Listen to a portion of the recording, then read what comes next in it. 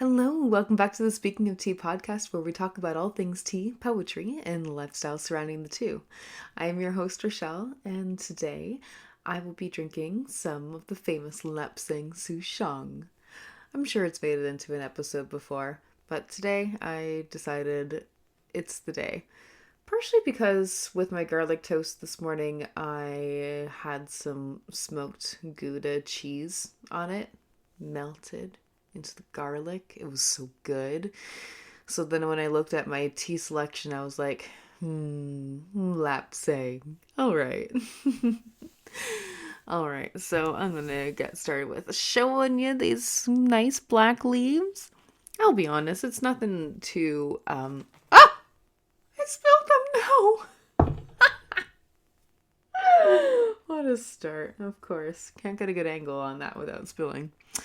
Oh well, let's just say that we have sprinkled a little offering for the gods, goddesses, and spirit guides, huh? That's how we can get away with things like that. Okay. I was gonna say, they're not truly the most impressive leaves. They are a little bit smaller, broken up. And I would say that's a typical of a Lapsang Souchong you might get. But to be honest, I have actually seen that there are, from tea companies, that there are some like really high grade Lapsang Souchong leaves. So I'm guessing like longer and fuller, more oily. You know, this one company, I forget who they were, but I'm sure I can find them. Had all these different flavors of Lapsang Souchong. And now Lapsang does mean, La is pine. Sang is wood, which is exactly how this tea is made. It is pine wood that is used to dry out the leaves, which makes them smoked.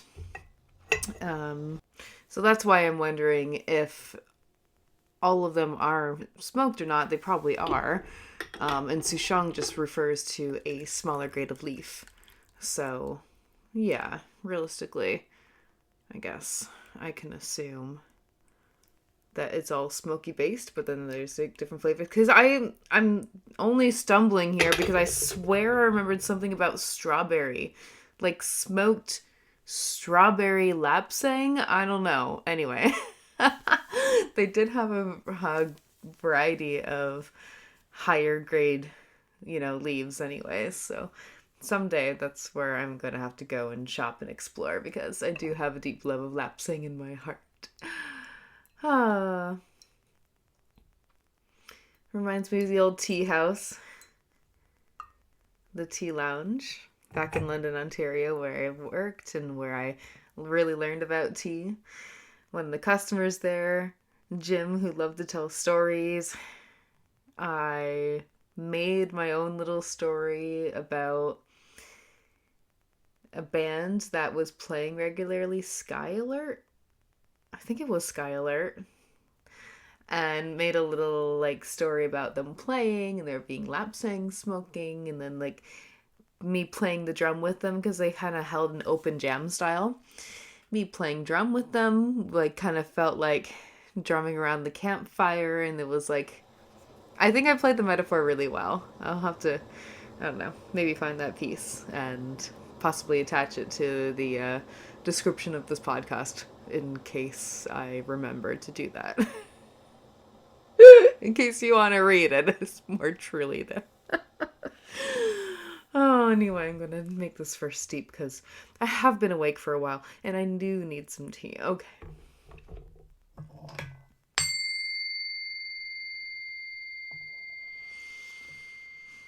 Right as the silence hits from the kettle, I pour and I raise my cup.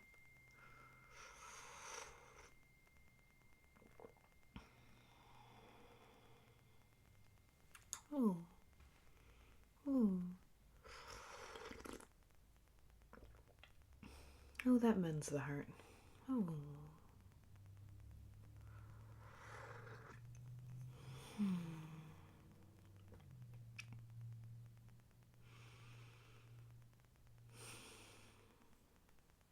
That's so nice.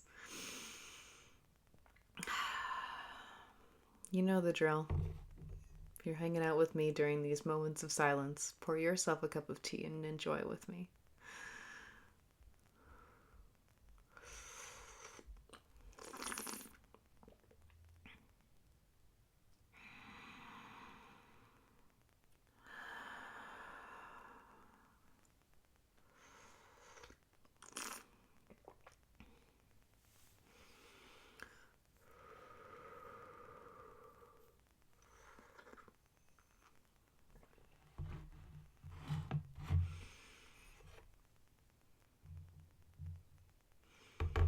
I wonder about these moments of radio silence.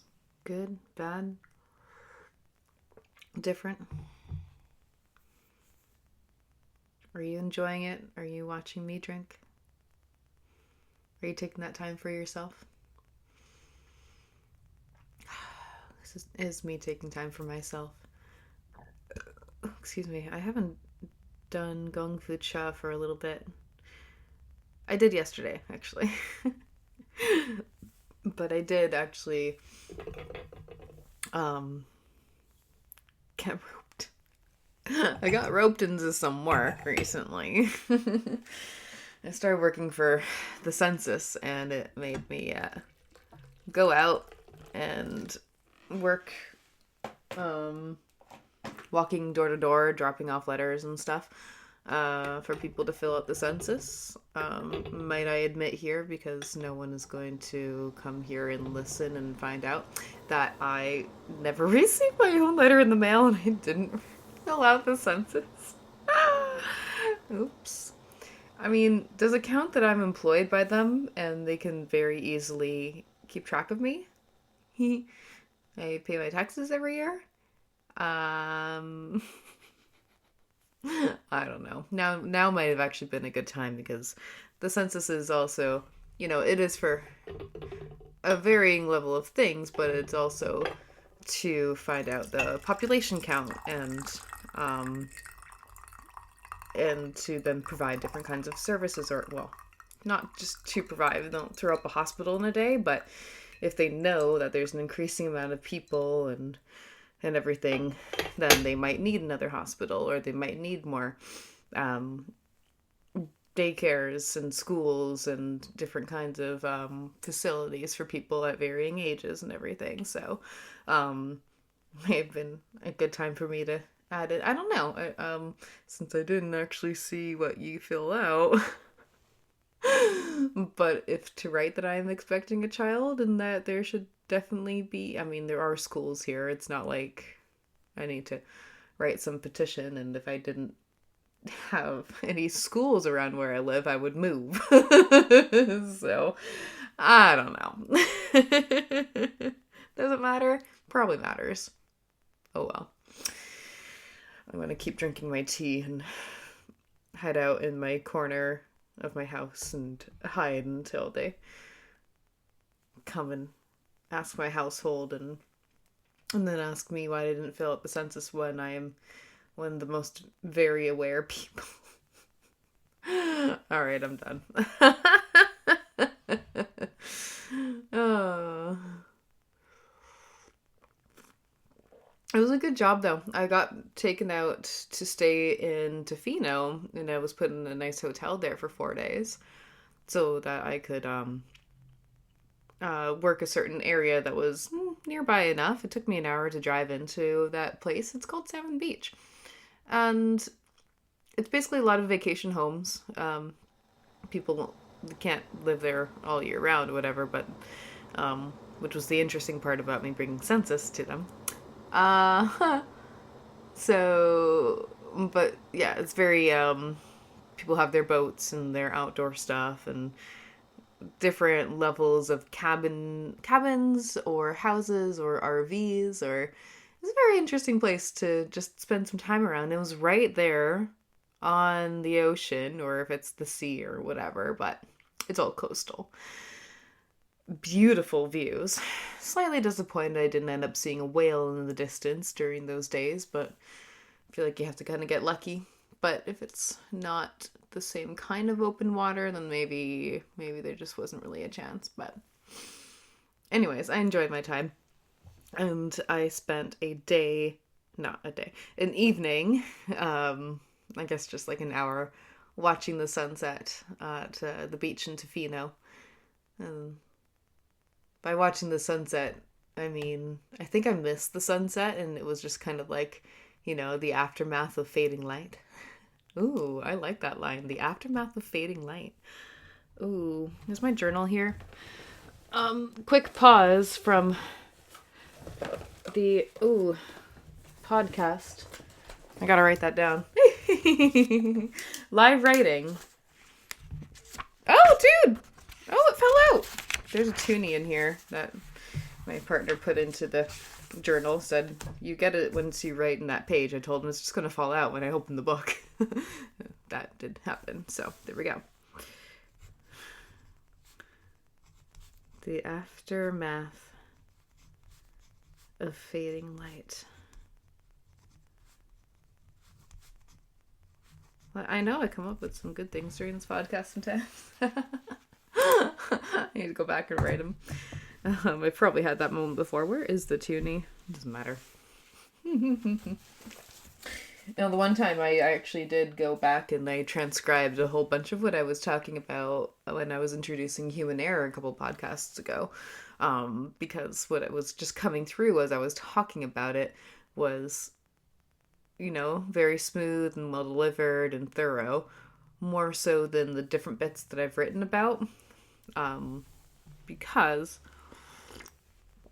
when I'm planning, right, like I'm like writing different kinds of bullet points and this is going to be here in this fragment and this is why I'm doing it.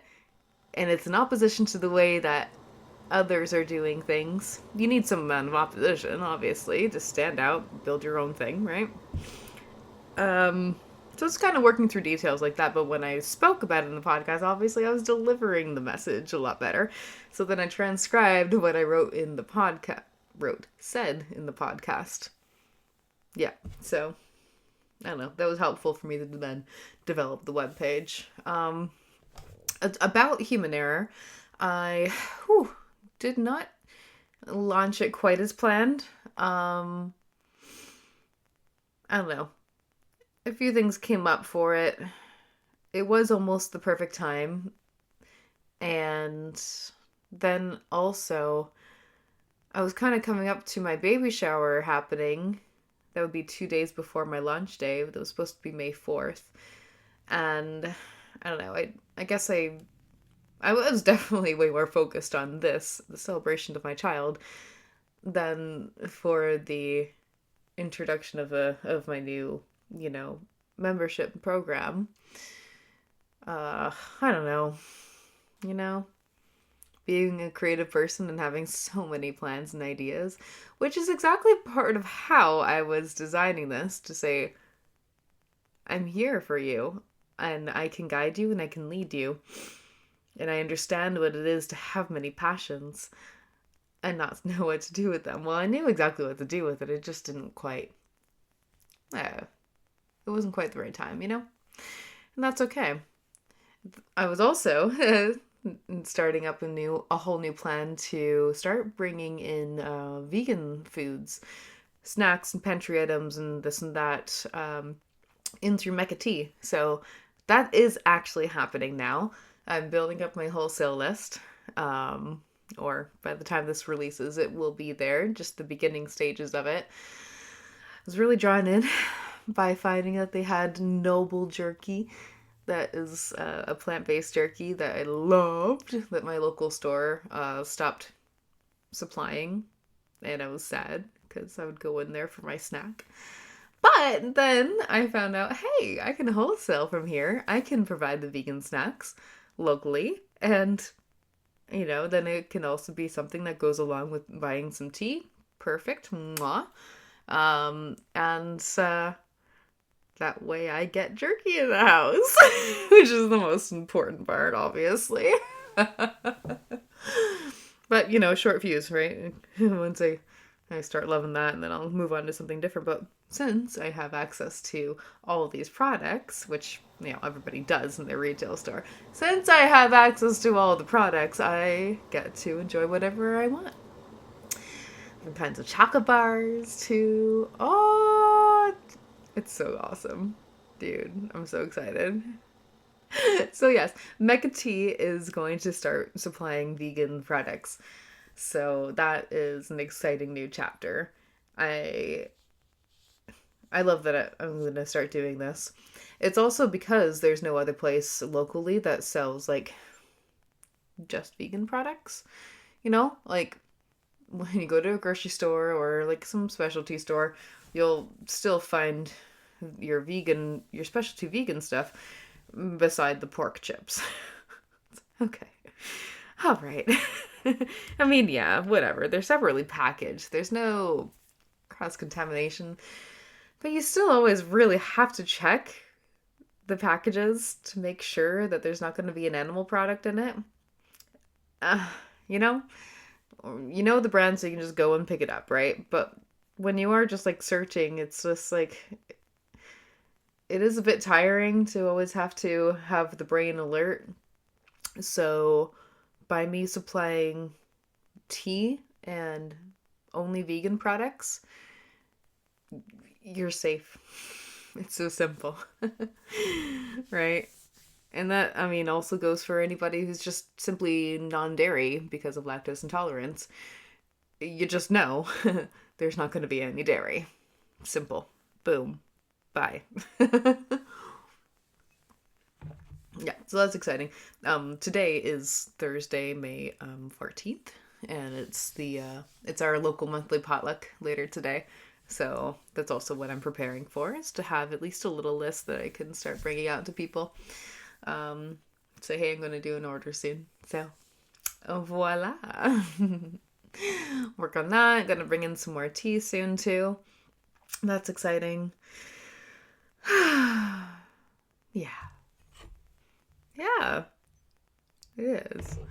It is exciting. I feel like I myself haven't had a bunch of like new teas lately. Not, no, far fewer than like a bunch. Just like not at all. I haven't had new tea for quite a while. And I mean, aged tea is my love as well. However, it is nice to bring in some new stuff, you know? Of course, you know. It's always exciting to bring something new into the home. Something that's going to be extra and special and entrancing. You know how I love tea.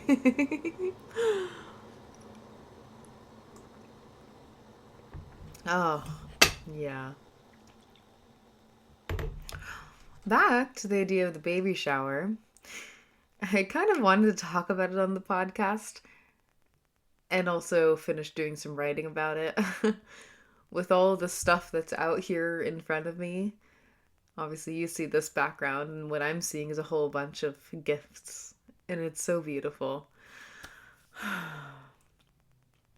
was gifted so many beautiful things, and my child is coming into this lovely world where she's gonna be so well provided for. She has so many clothes, and what am I looking at here? In front of me, I see a blanket. I see a bunch of socks, swaddles, one of those baby wipes, a big high chair that is like adjustable for different ages. That was, oh, such a beautiful big gift too. Um, yeah, it's like it adjusts for like the different ages. I'm seeing here like a toddler in front of me on the picture. There's like a tiny baby, and then it's like sitting up and it has a tray and stuff, and then it kind of adjusts out, or it's like it got a tall, seat back on it. And then it kind of changes when like there's a picture of like an older girl, and then the back is out, but she's still like strapped in there.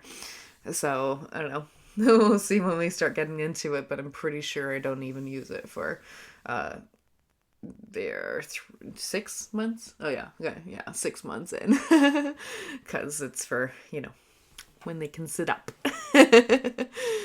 Oh man, I have no idea what I'm doing. No, I do. I don't.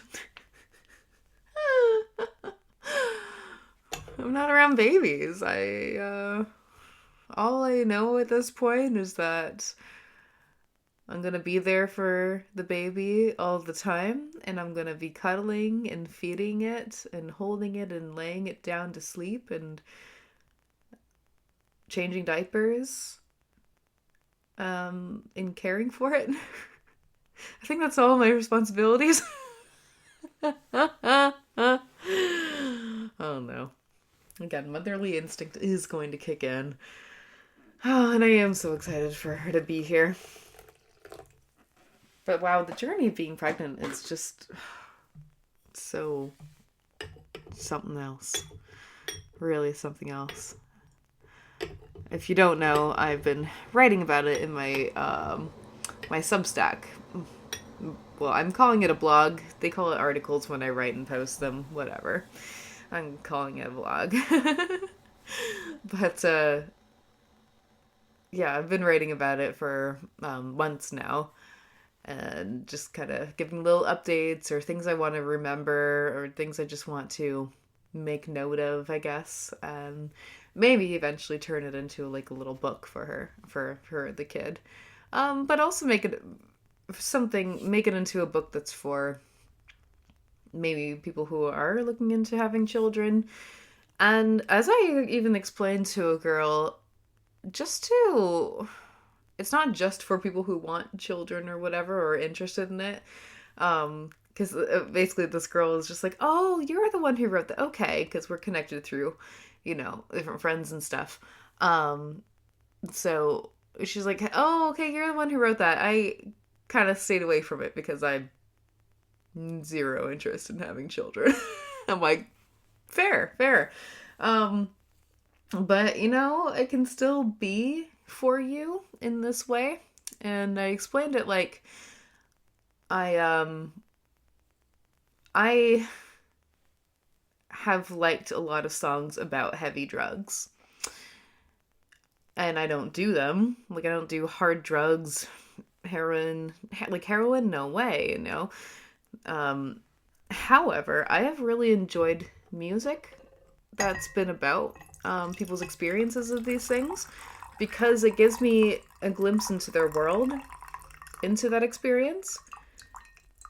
And not that I actually want to do it, but it lets me feel like I am, you know what I mean?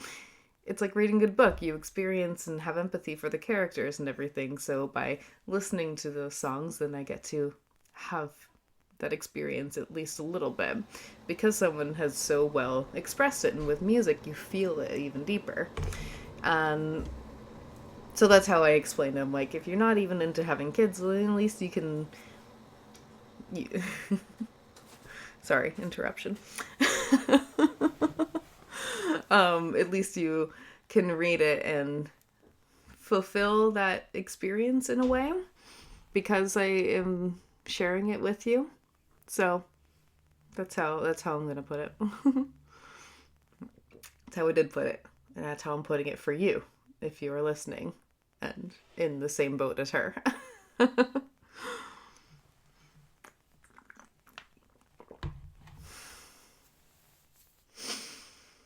Yeah, wow, I really went off track there, didn't I? Anyway, so blessed with abundance. I now have 3 baths for this child. Most people, they coordinated for the baby shower so that there wasn't like an overlap of different kinds of gifts, and they knew who was giving what or whatever. And so there was one baby bath from the shower, and then someone who wasn't there ended up sending me one. And then another arrived in the mail, and I'm gonna guess who it was. That it was my close friend who's been sending me some stuff, but she's usually been sending things from Amazon, and this was not in the Amazon box. So anyway, I still need to go and reach out and see if it was a gift from her. But if not, I don't know. It's here. This baby is going to be very clean as long as I keep having enough shampoo for it, which I do have. The one thing that actually hasn't come yet. And what are they like trying to put the responsibility on us for this? Diapers. We're like, send diapers, and no one yet.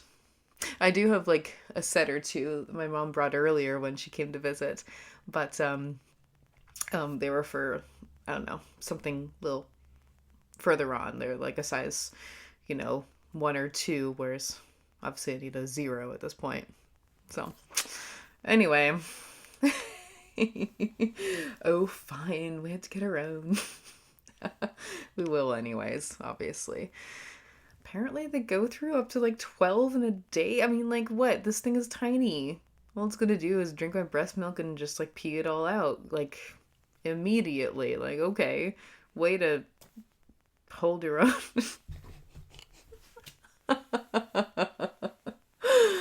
Oh man. Oh. Let's see, we got about 27 minutes in here. Have I talked enough about Lapsang? I didn't. Okay, yo. Because you probably may have not heard one of my previous podcasts where I actually did explain some things about it. Lapsang is the history of black tea as we know it. In short, there was a rural village in China. Do we have a time period? I'm just looking at my webpage. Oh, like 400 years ago? Which, the story's been told for a while, so give it another 50 or 100 years. So imperial soldiers were passing through a tea-producing village during their production season, during their harvest, and producing probably greens and oolongs. That's what they were doing at the time. And imperial soldiers, it was late in the night, and they're like, we're sleeping here. You have no choice. We're coming from the emperor. And the village is like, okay. And then they made themselves comfortable, and they slept on the leaves. Then they clearly had no idea that was being made for, tea production. And then they slept on them and whatever, rolled around whereas the tea was supposed to be, maybe just kind of like drying out, and then whatever, right? So just being quite finished as a green or for oolong. And so when they left in the morning, the tea producers were devastated. The leaves were broken, they were ruined, they were over-oxidized. And they're like, what can we even do? Like, we're screwed. We're supposed to be trading with the Dutch at that time, or with these people. So then they're like, okay, I guess do what we can. So they finished these over oxidized leaves over like a pine fire, and they're like, it smells like smoke. So okay.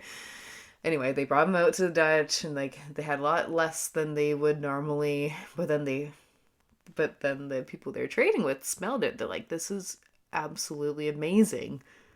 Yes, we'll pay you triple. Please make this every year."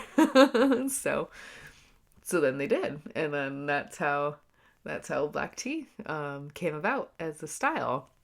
Whereas the Chinese call it red tea, us in the West call it black, because we see black leaves, whereas the Chinese will see more of this kind of reddish amber color. That's why they name it a little bit differently. So, yeah.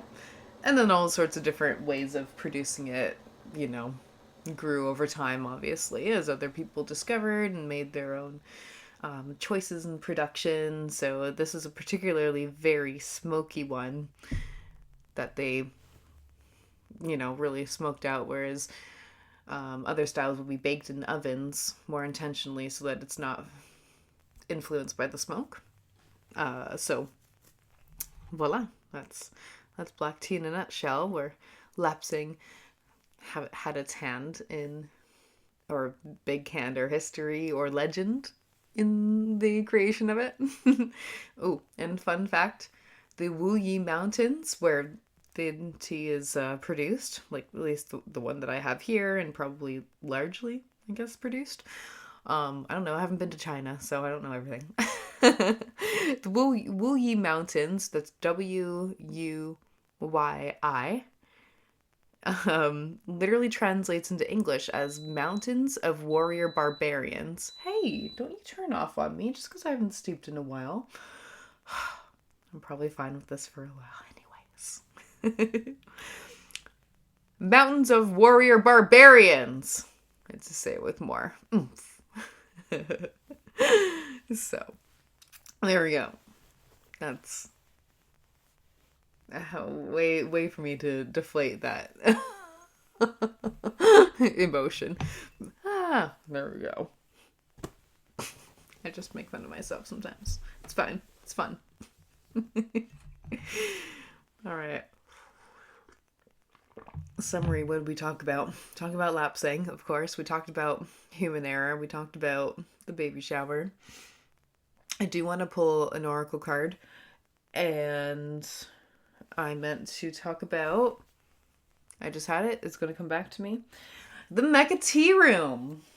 Hey, we got it. I have just created, and I will be adding customers to a group chat on the app Telegram called the MeccaTea room. And it's for anybody who has bought tea from me, from MeccaTea. And I'll be able to share different tea information and share our products. Occasionally host live videos. It's not podcasts, but like maybe tea ceremony or just sharing tea space with everybody, because that's just what I love to do. So then you can kind of stay a little bit closer in the loop with what's going on, because we'll have that closer access to me.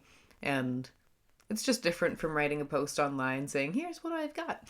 You know, it's more fun and more connected when we have this like group chat style to keep us engaged with each other. And we can be silly, we can be sharing knowledge and all sorts of things. So so far I have like two people in there, and it's going to be growing, but that's really fun. So we can look forward to that for sure. Yeah, I'm excited. And that way I'll also be sharing what I'm supplying with the vegan supply store as well. So that's cool. Yeah. And then people can ask and request different products or teas that they're looking for, or different blends and everything. And, you know, one person says one thing and then 20 people are like, oh, me too. I want that, or I need that, or, you know, different.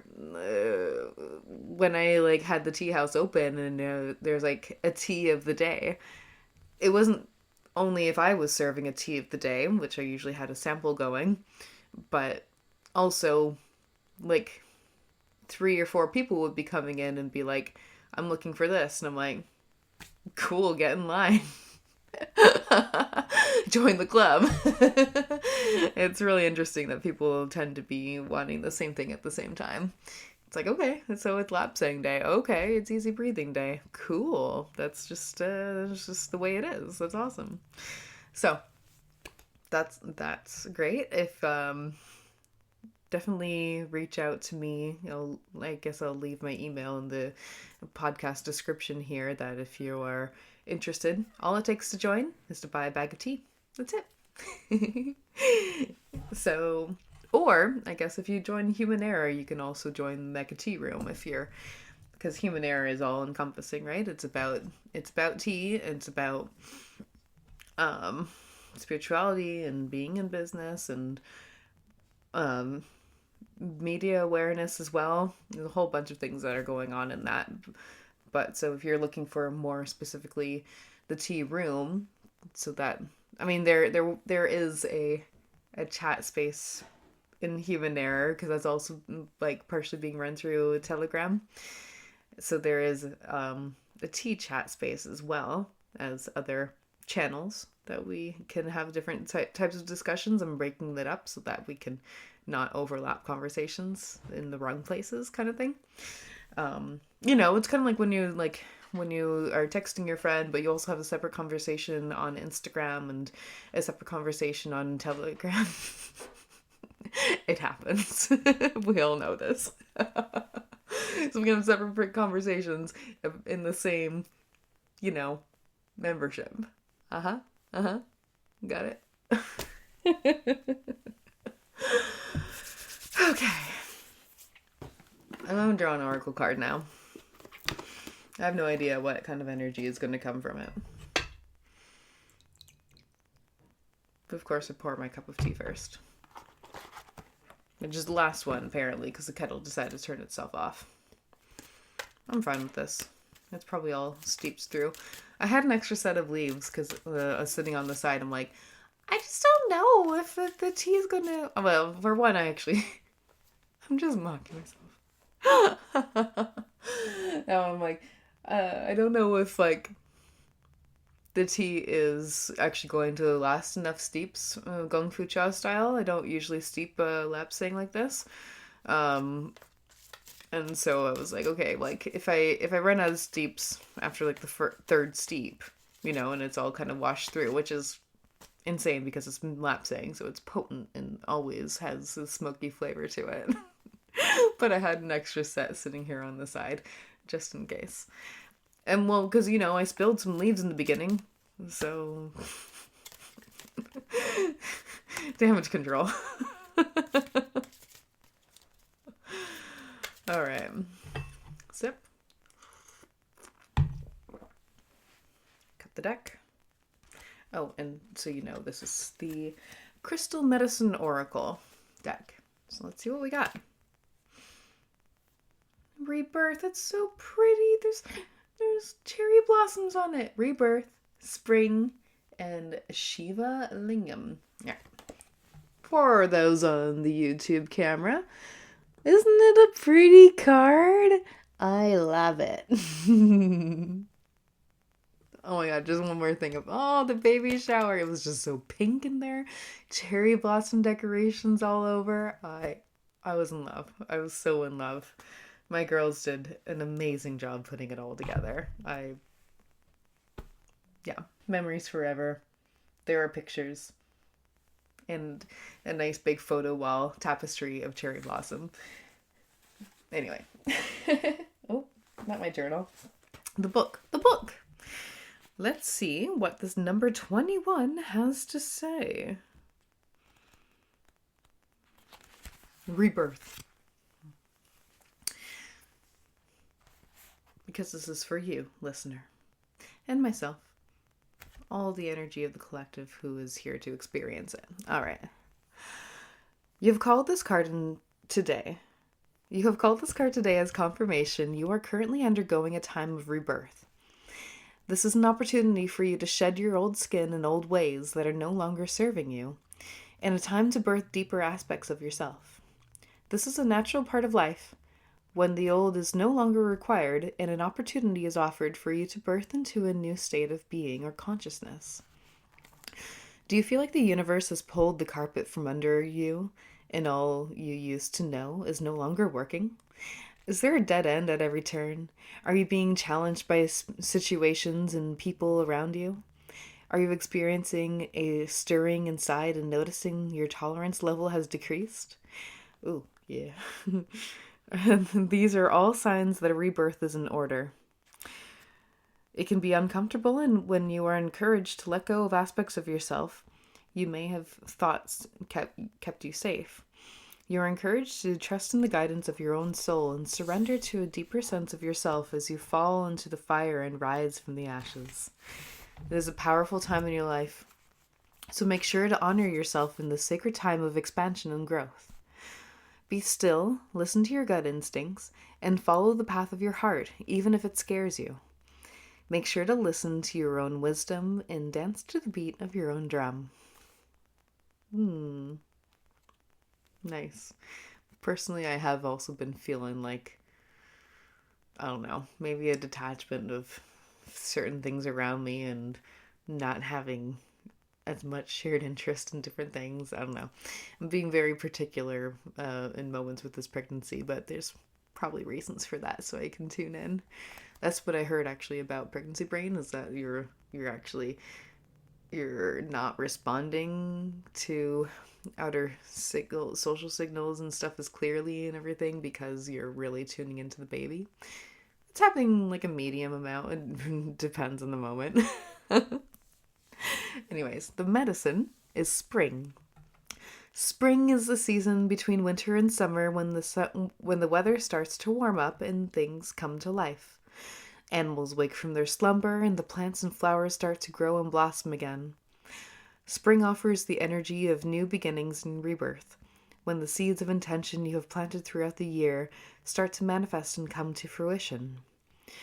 Many religions celebrated and worshipped this as a sign of rebirth, resurrection, and new beginnings. It's time to spring into spring and wake from your sleep as you create your heart's desires and rebirth more aspects of yourself. Oh, the crystal medicine is called a Shiva Lingam. I don't know what this looks like. I guess I have the card in front of me and I don't know. It's kind of got this like brown tiger's eye kind of color to it. Showing for the camera on YouTube. Shiva Lingam is associated with rebirth. It expands self-awareness. It will assist you to shed your old skin. The ceremony proposed is to find a quiet place in nature. Take a few breaths as you relax. Call upon the spirit of spring to assist you in your visualization. Take a moment to tune into your heart and the new aspects of yourself that are currently birthing. Visualize these aspects growing in your life and see yourself fully settling into them. Stay with this visualization for a few moments. Now see yourself 1 month down the track, 6 months down, then 1 year down. Fully integrate these powerful aspects of yourself.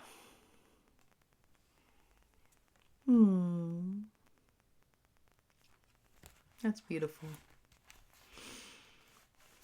I am definitely having some new visions of what my life is going to be looking like. Of course, I'm staring right at it. All the new things that are very different from my life of tea and music and art and, podcast, media production, website production, membership, all these things that I currently do. And of course, they're not going to be wiped away and they're going to be fully integrated with this new experience. But the new experience is wildly full encompassing, So I know I have this thing growing inside of me that is clearly dictating where my life is going to be going. But if that's not the case for you, because it's obviously not happening to everybody at once, definitely take that time to hang out with that visualization. Look inwards and see what needs transforming. Notice which parts of yourself are letting go, that are asking to be shed. Maybe situations or people that are no longer in alignment with you. Now is a really good time before going into the summer, because the summer really opens up different dimensions of yourself. You end up meeting new people, you go to more events, you become inspired, different changes end up happening in your life. I know summer is just like a wild time for me. And then before I go back into the fall and go inwards and reflect and everything. But spring is that opening up time, the bloom, right? What you start to attract. It's like the flowers attracting the bees and then, fertilizing and everything. So, not giving you ideas, but I didn't get fertilized into the fall. Okay, I'll stop there. But, yeah, now is a strong time to really think about where you are, who you are, and who you are on the path to become.